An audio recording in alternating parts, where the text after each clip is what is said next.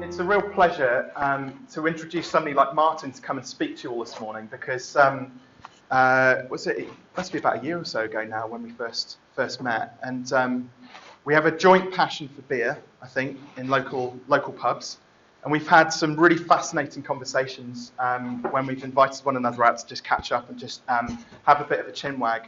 And I don't know whether you're talking about it today, but there was the last time we met up, I had a real insight into the type of person I am and how I go about solving problems, not just for me, but also for my clients. And it made me realise that as a business coach, which I felt was a lot more about creativity, that actually my approach is a much more intellectual approach. And actually when Martin helped me break it down, it actually just unlocked a whole load of different ideas and just completely reconfigured the way that I was looking at my own business. So you're in for a real treat with both of our speakers, but I'm really pleased to announce or introduce Martin Croft from the Thought Business to come speak to you now. Thank you.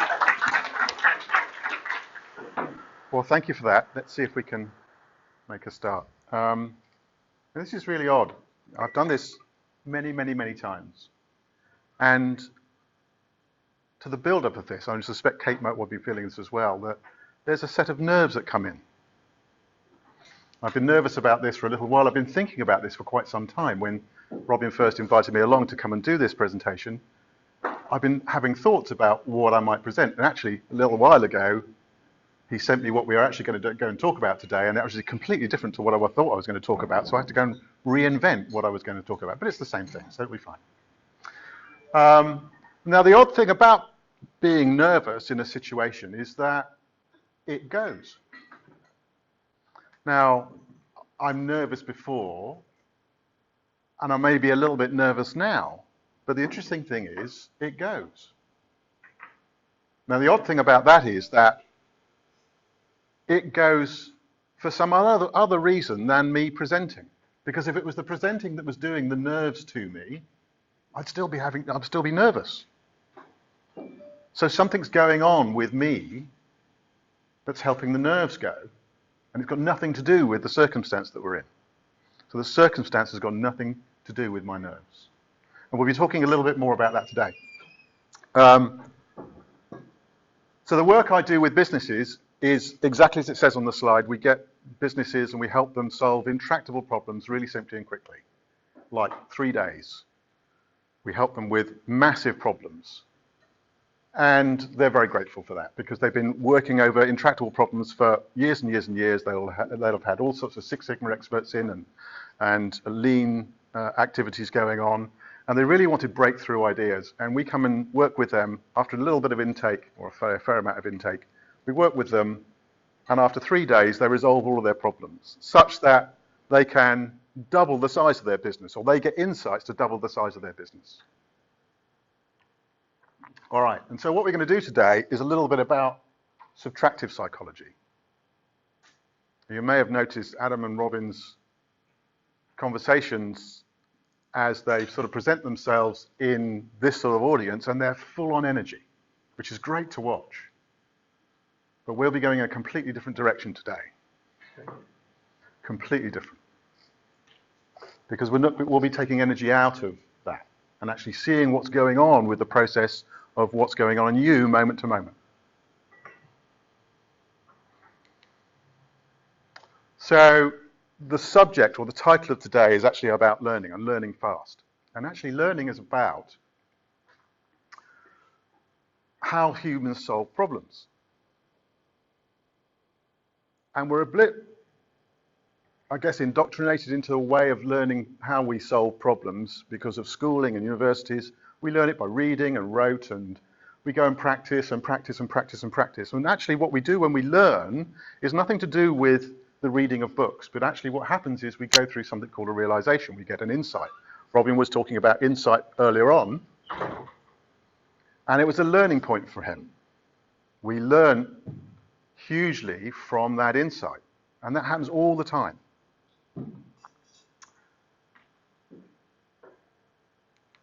And learning fast is actually knowing where your experience comes from. Now, experience of the room right now, you're all listening to me, you're all having very different experiences of that learning or of that listening. Your minds will be going in all sorts of directions. And what I'd actually like you to watch out for is, first of all, insights, but let's go and look at thoughts first of all. When you actually look inside you and inside the way that your mind operates, you'll be noticing that in some instances you'll be listening to me, and then your mind will take you on a little trip, a little journey off on some subject that you might want to be just interested in. Maybe it's the lights, maybe it's the colour of the board here, or something else that's going on, or the crazy way I'm dressed. But your mind will be just going on little trips. Let it do that. That's ideal. Because that's what I want you to see what's going on. I want you to see the process that you're in any moment. So I'm not going to teach you anything today, but I want you to understand something. What I'm going to share with you is an understanding of how this machine works that you've all got and you're all experiencing moment to moment. And it's drifting in all sorts of ways. And then you're back listening to me. Okay. The other thing I'd like you to think about, other than the problem that you've got, you remember the problem now? What I should have said about the problem was, okay, write it down and then sort of put it away.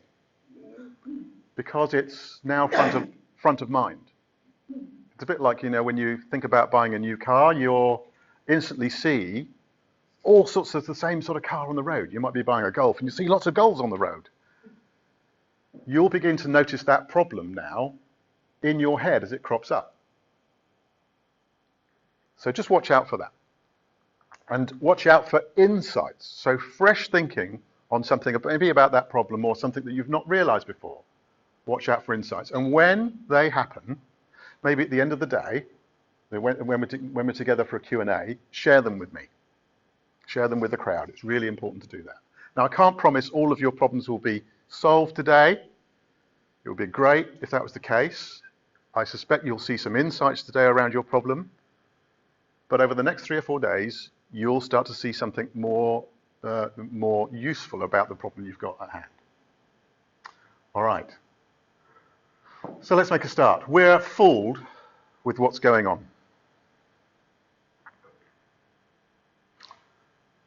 Can you see movement?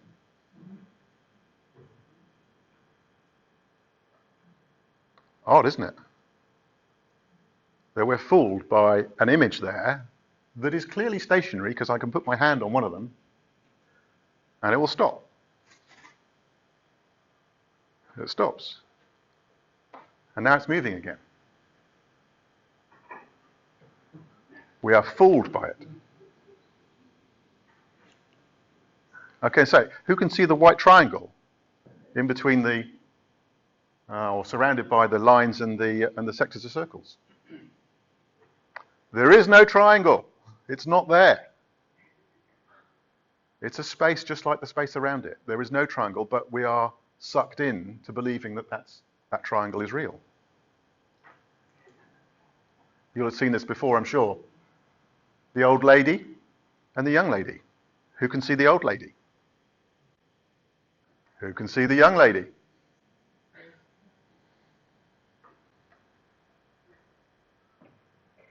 So the young lady is here with the eyelash, and the chin, neckband. The old lady is eye, nose, mouth, chin. You see how it switches? You can't see both at the same time, but we're fooled. And neither are there, by the way. They're just images. Okay. Ooh. So top down, who thinks the lady is turning clockwise? She's changed it. Okay. Top down, who thinks she's going counterclockwise?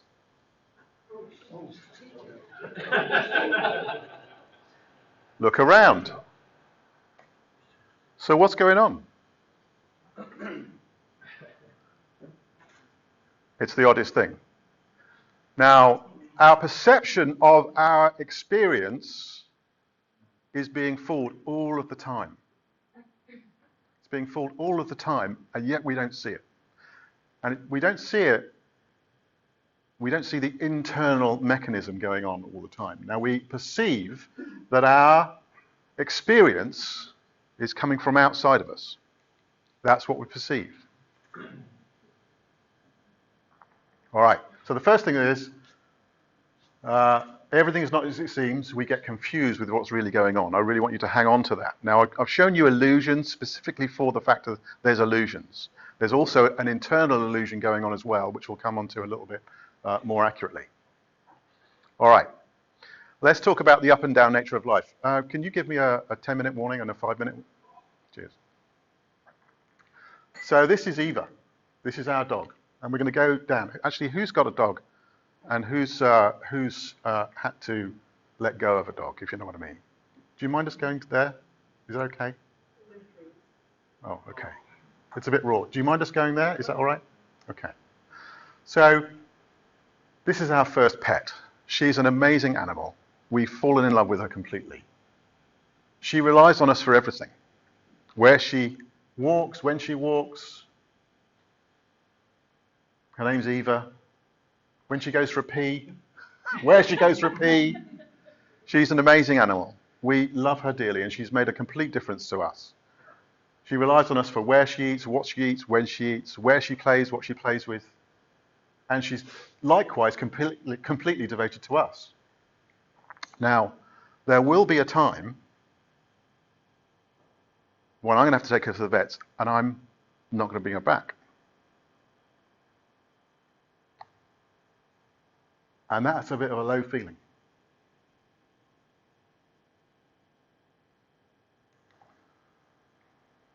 Now, let's take you the other direction. Let's take you somewhere else that you've experienced. And what I want you to do now, because what we're going to do now is to help people, everyone in the room here, actually in your own laboratories see what's going on. It's a little bit like the illusion thing. There's some confusion. What I want you to do, and what I do with my clients, is help them in their own labs. So I'm not convincing them with anything. I help them prove it for themselves, what's going on with their reality. And from that, they solve problems. So what I want you to do is to think of a time when you did something absolutely amazing. And it was astounding. It could have been, a university degree. It could have been something you might have done at work. It might have been something that you've achieved, marathon running and that sort of thing. It could have been just something amazing. Now, at that time, people congratulated you for it. People thought that you were astonishing and you could do no wrong. And in fact, you felt you could do no wrong. And even when you talk about it now, you get elevated. You get pumped up. At the time, it felt like you could walk on water. You could do no wrong. It was astonishing. You all got that? And you're feeling a bit of it now.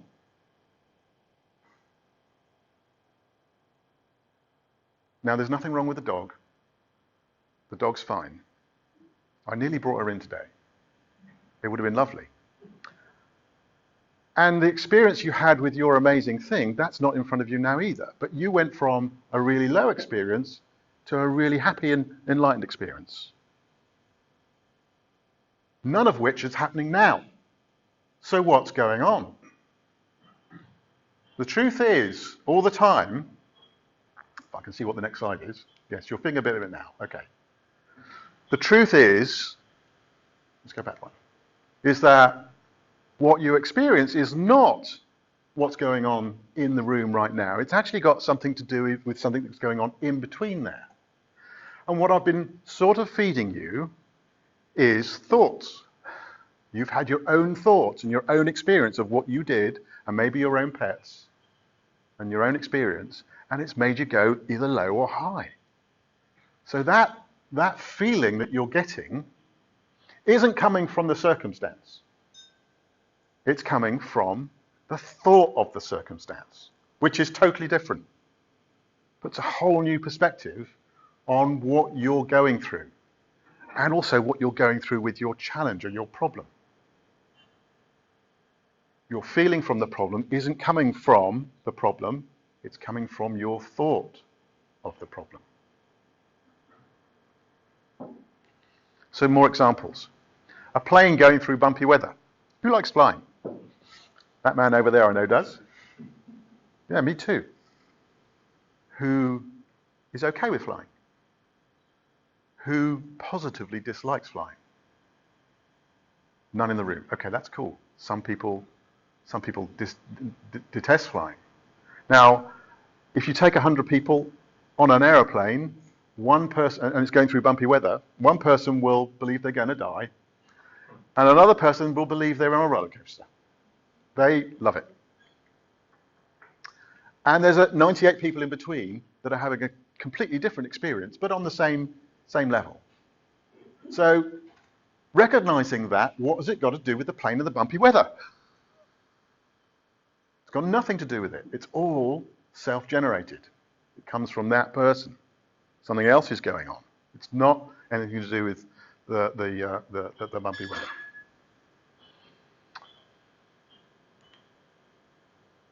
So, our experience comes from an inside-out generated environment rather than the outside-in. Our experience is not outside-in. And it's illusionary. Because if there's thought in between that, what's thought?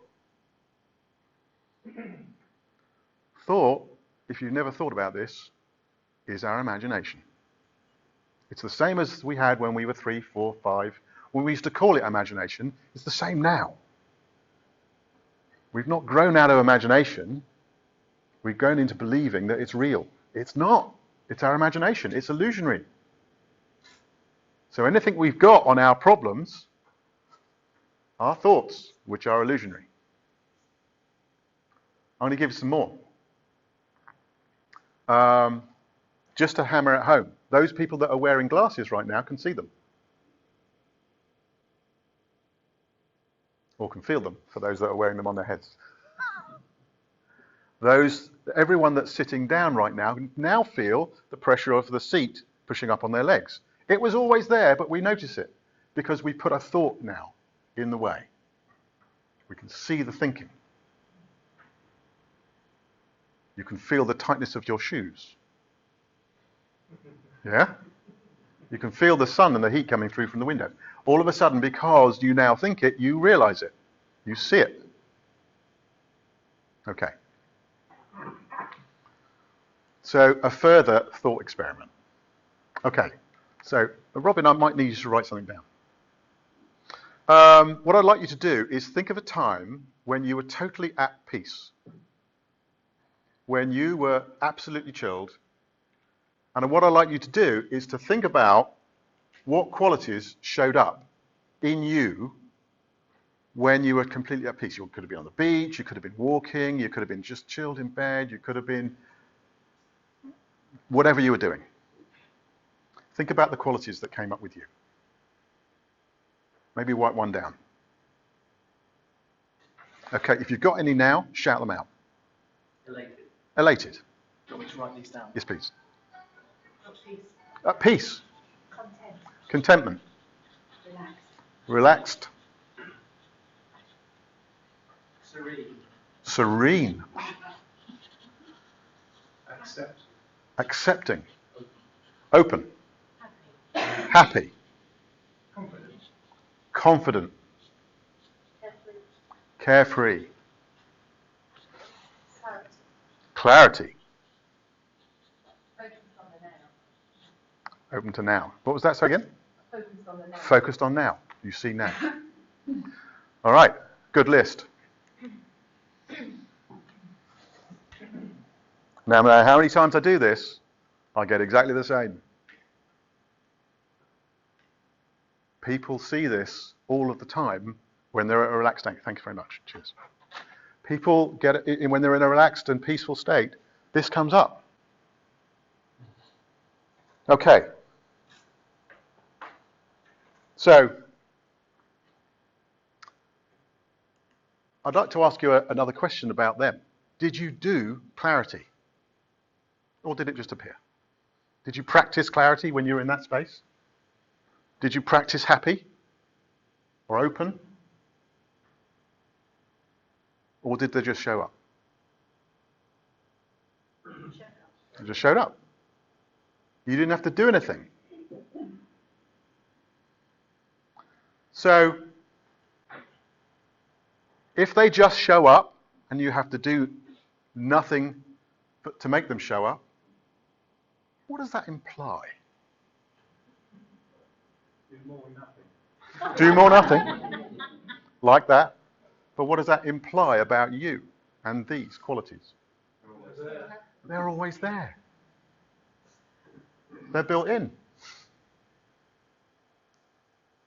And our ability to get insights and to see things in a really relaxed fashion must be fogged by something.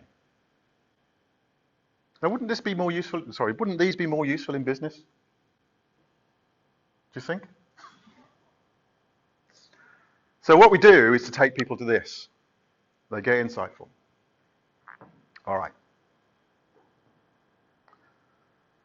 Also, think of a time, a further experiment, think of a time when you had an insight. So you saw something really fresh. You saw something that was astounding, and Robin shared one earlier about where he saw something and it motivated him to do something different. So I'd like you to think of a time when that happened. Don't shout it out now. What were you doing when that happened? Some people say they were maybe playing with the children, relaxed in some way. What might you have been doing? Driving. Waking up. Waking up. Having a shower. Having a shower. Taking an exam. Taking an exam. Bloody hell. Walking the dog. Walking the dog. Talking to someone. Reading Robin's book.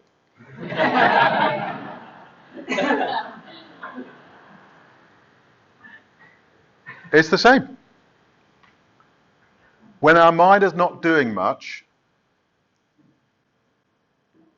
this sort of stuff happens. And we get insight. It feels the same as this stuff. Okay. So our ability to do insights has got a lot to do with us being able to do nothing with the problem. Okay. So our capability for insight and fresh thought or learning is built in. We build it in. But most of the time we cover it up with stuff. We cover it up with a lot of thinking. That little drifty stuff that I've said, that you get bought into and you see as something that's real, that is actually illusionary, that you can now get rid of, because when you realize you're in thought about something, you can drop it, because it gives you an edge now. Recognizing that you're in thought about an illusionary problem gives you the edge and gives you the ability, when you realize, that you can drop it. You can drop your thinking, your illusionary thinking, of the challenge you've got, which makes it show up in a better way. You can see something different about your problem. Because as sure as eggs are eggs, I've jumped a bit. So, when you think about your problem, you'll notice that sometimes you're in deep worry about it. You're in a sort of fearful state. That's just heavy thinking. And you're not realizing that it's illusionary. It looks really, really real. The illusion is that, your mind gives you, I'm going to give you a thought about this problem and help you worry about it.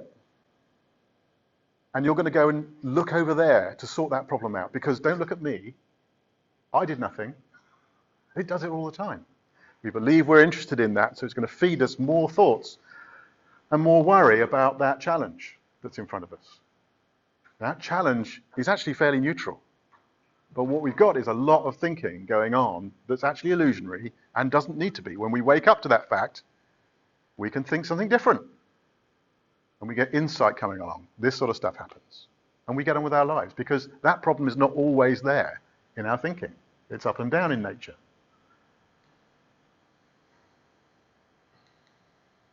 All right, so actually what I've done here is actually clarify this a little bit more into just two. And if I go even further, you can see that the mind only works one way. It only works one way. It doesn't work in lots of different ways, which is why people are the same. People are no different. Everyone I talk to is exactly the same. Their mind only works one way. Secondly, it's built for success. When we let go of our thinking over something, we get an insight. And here's the thing. There's only two types of problems. Two types of challenges. Ones that we've got in front of us now, and ones that are in our future. All the other problems we've solved. All of our past problems we've solved. And a lot of people forget that. You are insight machines because you realize how to cope with problems, how to move on from problems. You've all had first days at school. You survived, metaphorically. You've survived every first day. So the problems in front of you now, tomorrow will not be problems because you have insights about them. And that's learning. If I'm lucky, it's pointing the right way. That's why I was concerned about that not being in the middle. Anyway. So what I do, and what I'd like you to do, is have some consideration about what this means for your business. If everyone was in a state where they could see that they didn't need to worry about their problems. All they needed to know was that it's not what they think, it is that they think. It is where the treasure is. And when I work with people over 3 days, maybe 4 days if there's a larger crowd, they get insights over solving their business problems.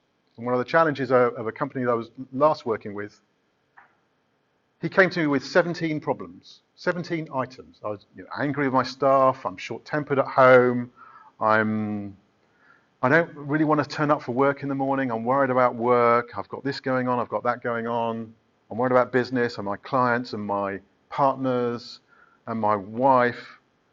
17 items. Now he had one more as well, and the bottom one was, because I asked him, what do you think of the business? What should it be? And he said, it should be twice the size it is. Now, in 1 hour, on the third day, so on the first 17 items, we wiped off really quickly, because he saw them now not as problems. He saw them in a different light. The last one we worked at, in 1 hour, he came up with 20 ways that he could generate more cash in his business, and it doubled his profits in 1 hour. This is not uncommon. If you want to get involved with this, I'm really happy to connect with you. Link with me on LinkedIn. I don't do business cards anymore. If you want to come and see me, or you know of businesses that want to go through a transformational change, not with the nuts and bolts of their business, but with their staff, because when their staff get transformed, their business would transform, then let's have a chat. That's me.